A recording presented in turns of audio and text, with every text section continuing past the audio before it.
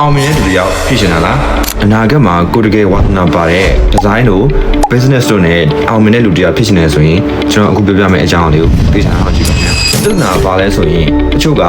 ကိုဝါသနာပါတော့တည်ယူခြင်းပဲဘယ်ကစမှန်းလည်းမသိတာပြီးရင်ဘွဲရဖို့အချိန်အများကြီးပေးရမှာကိုစိုးရိမ်နေတာမျိုးတွေရှိတတ်ပါတယ်။အဲ့အတွက်ကျွန်တော်တို့ဘယ်လိုရှင်းရမလဲ။အကောင်းဆုံးဖြေကတော့ Asia Pacific မှာအကြီးဆုံး private education group ဖြစ်တဲ့ Raffles College of Higher Education ပါပဲ။နိုင်ငံပေါင်း3နိုင်ငံကျောင်းခွဲ12ခုရှိပြီးတော့ international အဆင့်မြင့်ပညာရေးကိုသင်ကြားပေးနေတာပါ။ Raffles မှာဆိုရင် international education အပိုင်းမှာ business,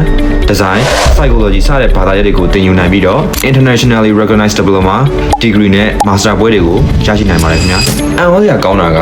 bachelor degree ကို3နှစ်နဲ့ရရှိနိုင်တယ်ပါ။ကျောင်းတက်နေရင် industry project တွေ internship opportunities တွေလည်းအများကြီးရရှိနိုင်ပါတယ်။စာသင်ပေးတဲ့ဆရာဆရာမတွေကလည်း industry က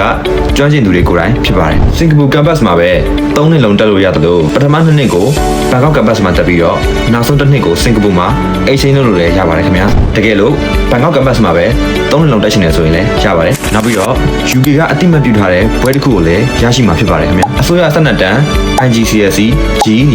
HND ပြီးတော့ O level, A level စတဲ့ဘယ်အချိန်တွေကပဲလာSingapore campus အတွက်တက်ရောက်နိုင်ပါတယ်။တစ်နှစ်ကို January, April, July နဲ့အောက်တိုဘာလတွေမှာ intake 4ချိန်ရှိပါတယ်။ဒီနေ့ကိုသိချင်တယ်ဆိုရင်တော့ MDTH EDU Facebook page Messenger ကနေအခုပဲဆက်သွယ်နိုင်ပါပြီခင်ဗျာ။ဒါအပြင် one-on-one free counseling session လည်းရှိတဲ့အတွက်ကိုနာကကိုဘာမကြရွေးမလဲဘယ်လမ်းကြောင်းသွားမလဲဆိုတာကိုကိုယ်တိုင်မြင်မြန်ပြီးအတူတူကဆွေးနွေးနိုင်ပါပြီ။